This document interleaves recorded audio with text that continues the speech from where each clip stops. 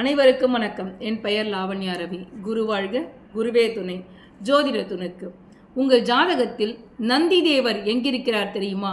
பிரதோஷ வழிபாடும் நந்தி அபிஷேகமும் யார் யாரெல்லாம் செய்வார்கள், யார் யாரெல்லாம் கிரிவலம் செல்வார்கள்?